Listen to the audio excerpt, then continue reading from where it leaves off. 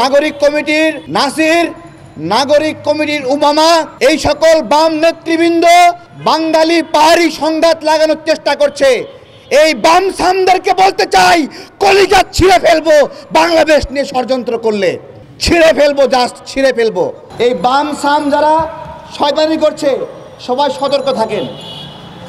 কোনো পাহাড়ি ভাইয়ের উপরে কেউ আঘাত করবেন না, বাঙালি ভাইয়ের উপর আঘাত করবেন না, পাশায় বাড়ি দিবেন এই বামদের। এই বামরা যখন যখন হাসিনার বিরুদ্ধে আমরা আন্দোলন করছি তখন বলতো যে জামাতের সঙ্গে বসবে না, বুঝতে পেরেছেন? জামাতের সাথে বসবে না, জামাতের সাথে বসবে না, হ্যাঁ, জামাত এবং বিএনপিকে এক হতে দিত না। এই বামরা এগুলো করতো। এরা, আমরা যে দীর্ঘদিন হাসিনার ফ্যাসিবাদের চাপে ছিলাম, এরা একমাত্র মানে ষড়যন্ত্রকারী ছিল এই বামরা। এরাই হাসিনাকে টিকে রেখেছিল এবং এখনও এই বাংলাদেশকে অস্থিতিশীল করছে বামরা। এই নাগরিক কমিটির উপর ভর করেছে বামরা, বৈষম্য বিরোধীর উপর ভর করেছে বামরা। এদের নিজস্ব কোনো পরিচয় নাই। এরা আন্দোলন করে 2 জন 3 জনে, কিন্তু আন্দোলনের ক্রিম খায় এরা পুরোটা। দেখাতে পারবে, দেখাতে পারবে এই বামরা কোন জায়গায় কত বড় বড় আন্দোলন করেছে? দেখাক না, বলি এই রামপুরায় কোন জায়গায় কোন বাম ছিল দেখাবো, দেখান একটু। যাত্রাবাড়ি কোন জায়গায় কোন বাম ছিল একটু দেখান। মোহাম্মদপুরে কোন জায়গায় কোন বাম নেতা আন্দোলন করছে দেখান। খালি লেকচার। এইখানে দাঁড়ায় দাঁড়ায় অনেক বাম নেতা প্রতিদিন হাসিনারে ফালাইছে। সকালে একবার হাসিনারে গণভবন ফালাই দেয়, আবার দুপুরে বেলা গণভবনে বেল দাঁড়ায় যায়। বাংলাদেশের নাগরিক বৃন্দ সবসময় এই বামদের ষড়যন্ত্র বিষয়ে সচেতন আছে। সংখ্যালঘু রাজনীতি, পাহাড়ি নিয়ে রাজনীতি, আমাদের ক্ষতিগ্রস্ত দুর্বল ভাইয়েরা আন্দোলন করে আর ক্রিম খায় হলো এই বাম শয়তানগুলো, ক্রিম খায় বাম শয়তানগুলো।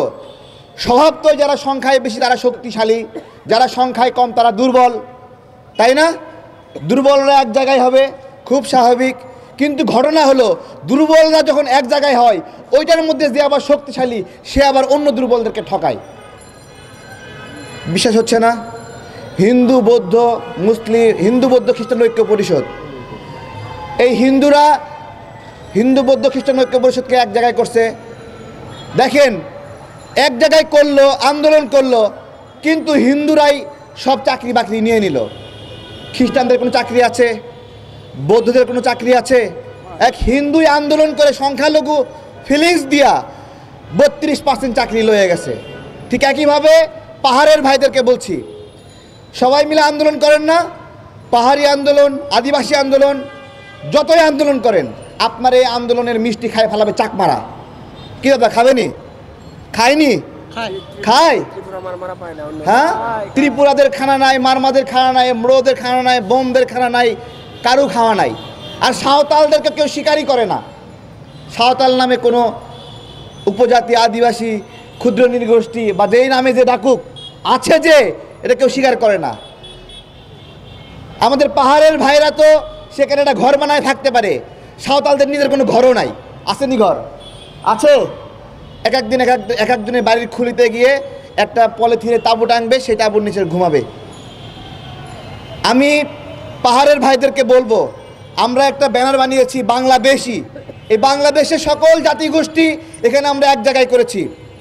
আপনাদের কাছে একটা প্রশ্ন করব, আপনার জমি, এইখানে সারা বাংলাদেশের জমিদার ছিল, নবাব ছিল, অনেক কিছু ছিল। একটা বিশেষ বন্দোবস্তে আমরা এই জমিদারের কাছ থেকে নিজেরা জমির মালিক হয়েছি। আমাদের বাবারা মালিক হয়েছে, আমাদের সন্তানরা মালিক হবে। পাহাড়ের ভাইদেরকে বলবো, আমরা তো হতে পারি, তোমরা কেন হতে পারো না? কখনো জিজ্ঞাসা করেছো? তোমার জমির মালিক তুমি না কেন?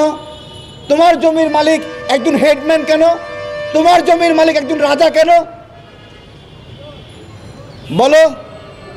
মারামারি লাগলে তো বাঙালি পাহাড়ি লাগে যায়, কখনো তো ওই পাহাড়ি আর রাজা মারামারি লাগলো না, পাহাড়ি আর হেডম্যান তো মারামারি লাগলো না। তো তোমার জমি আমি খাইছি না রাজা খাইছে? বলো, তোমার জমি আমি খাইছি না রাজা খাইছে? পাহাড়ে বাঙালিরা গিয়ে থাকে, জমি কিনছে, টাকা দিয়ে জমি কিনছে নাকি? কে বিক্রি করছে? ওই হেডম্যান বিক্রি করছে, রাজা বিক্রি করছে। তো বাঙালির আগে, বাঙালির বিরুদ্ধে মিছিল দেওয়ার আগে রাজার বিরুদ্ধে মিছিল দিলে না কেন? তোমার স্বজাতির রাজা তোমার জমি বেচে খাইলো, কিছু কও না কেন? তোমার স্বজাতির হেডম্যান তোমার জমি বেচে খাইলো, কিছু কও না কেন? কও না কেন? কিছু একটা হলেই ওই রাজারা অর্থায়ন করে, আমার ভাইদেরকে মারছে, হ্যাঁ ঐক্যবদ্ধ হও, সংখ্যালঘুরা ঐক্যবদ্ধ হও, পাহাড়িরা ঐক্যবদ্ধ হও। রাজা হেডম্যানরা সবাই একত্রিত করে, কইরা আন্দোলন সফল। এবার মিষ্টিকে খায়, রাজা খায় না প্রজা খায়? রাজা খায় না প্রজা? এই বিষয়গুলো অনেক গুরুত্বপূর্ণ। আমরা স্পষ্ট করছি, এই বাংলাদেশের সকল নাগরিককে বাংলাদেশী হিসেবে পরিচয় দিতে হবে। বাংলাদেশীর পরে আপনি নিজেকে বলবেন আপনি বাঙালি, আপনি নিজেকে বলবেন আপনি সাঁওতাল, আপনি নিজেকে বলবেন আপনি চাকমা, আপনি মারমা বলবেন নিজেকে, কিন্তু সবার সর্বজনীন পরিচয় কি? বাংলাদেশী। অন্য পরিচয় যদি দেন, ধরেন আমি যদি একজন চাকমাকে বলি উপজাতি, ওকে চাকমা বলতে সমস্যা কোথায়? শুধু একজন ত্রিপুরাকে ত্রিপুরা বলবো, শুধু ত্রিপুরা বললে সমস্যা কোথায়? তাকে আলাদা করে কেন আমি উপজাতি বলবো? আবার পাহাড়ি জাতিগোষ্ঠীদেরকেও বলবো, আপনারা বিভিন্ন জাতিগোষ্ঠী আছেন, ভাষা আছেন, নিজেদেরকে নিজ জাতির নামে পরিচয় দিতে সমস্যা কোথায়? সমস্যা কোথায়? আপনি মারমা, মারমা নামে বলেন, আপনার আদিবাসী নাম কেন প্রয়োজন? আমি আমার বক্তব্য দিচ্ছি, আমার পাহাড়ের ভাই পাশে আছে, সে তার বক্তব্য দেবে, আমি আমার বুদ্ধি, আমার যুক্তি যেটা সেটা বলছি। আপনি চাকমা, নিজেকে চাকমা বলেন না কেন? আপনি বাংলাদেশি চাকমা, আপনি ত্রিপুরা, আপনি বাংলাদেশি ত্রিপুরা, তাই না? তা আলাদাভাবে উপজাতির নাম কেন প্রয়োজন? আলাদাভাবে আদিবাসী নাম প্রয়োজন কেন? এই যে উপজাতি বলা হয় মানে কি? জাতি না, জাতির একটা ভাগ উপজাতি, তাই না? মানে একটা ল্যাংড়াকে ল্যাংড়া বললে কেমন লাগে? সত্যিকার অর্থেই সে ল্যাংড়া, কিন্তু ল্যাংড়া বলা যায়? খোরা কি খোরা বলা যায়? কানে শোনে না, ওকে বোয়া ঠসা বলা যায়? বললে মন খারাপ করে না? তাহলে এরকমভাবে একটা জাতিকেও যখন ছোট নামে ডাকবেন তখন তাদেরকে অসম্মান হয়, আমরা এটা ফিল করি। কিন্তু যখন আদিবাসী নামে ডাকবেন তখন তো আদিবাসী শব্দগত অর্থ আছে। শব্দগত অর্থ হলো সে হয়তো বা এখানে আগে আসছে, অর্থটা এরকমই। যদিও পাহাড়ের ভাইরা এখন বুঝায় আদিবাসী মানে আগে আসছে, এরকম না, আমরা সবাই মিলে আদিবাসী, কিন্তু এটার অর্থ তো এরকম বুঝায়। যখন এটা নিয়ে কেউ এই লড়াই কোনোদিন শেষ হবে? আদিবাসী শব্দের লড়াই কোনোদিন শেষ হবে? কেউ পারবে শেষ করতে? পারবে? এদেশের যারা সত্যিকার অর্থেই হাজার বছরের ইতিহাস, সেই আমাদের ময়নামতি বৌদ্ধবিহারের ইতিহাস কত বছর আগের ইতিহাস বলেন? মহাস্থানগড়ের পুণ্ড্রনগরের ইতিহাস কত বছরের ইতিহাস?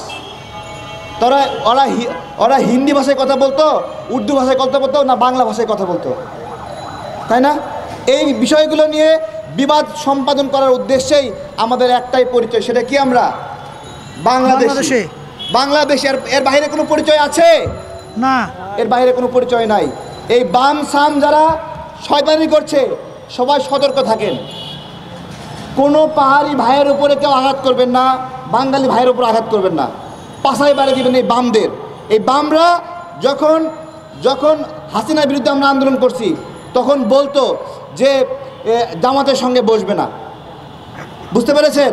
জামাতের সাথে বসবে না, জামাতের সাথে বসবে না, হ্যাঁ, জামাত এবং বিএনপিকে এক হতে দিত না।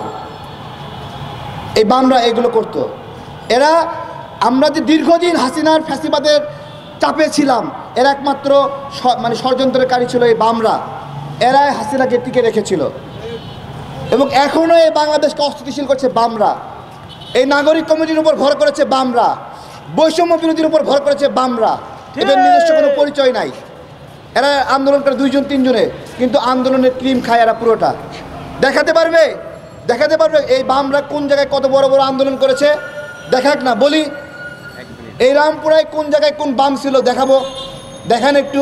যাত্রাবাড়ি কোন জায়গায় কোন বাম ছিল একটু দেখান। মোহাম্মদপুরে কোন জায়গায় কোন বাম নেতা আন্দোলন করছে দেখান। খালি লেকচার। এইখানে দাঁড়ায় দাঁড়ায় অনেক বাম নেতা প্রতিদিন হাসিনারে ফালাইছে। সকালে একবার হাসিনারে গণভবন ফালাই দেয়, আবার দুপুরে বেলা গণভবনে বেল দাঁড়ায় যায়, তাই না? সুতরাং এই সকল বামদের ষড়যন্ত্র থেকে সবাই সাবধান থাকবেন। আমাদের পাহাড়ের ভাইরা বলবো, আপনাদের সঙ্গে ডিবেট করতে চাই। ডিবেট করতে চাই, কথা বলতে চাই, আমাদের মধ্যে দূরত্ব কমাতে চাই। আপনারা বলেন কি বলতে চান, আমরাও বলবো, এক টেবিলে বসতে চাই আজকের মতো। আমি আশা করি সামনের দিনে আরও বেশি পাহাড়ের প্রতিনিধি থাকবে, আরও বেশি বাঙালি থাকবে, সবাই মিলে আমরা ডিবেট করব। ডিবেট করে করে আমরা বাংলাদেশের নাগরিকরা বাংলাদেশি পরিচয় নিয়ে বাঁচতে চাই। ধন্যবাদ সবাইকে।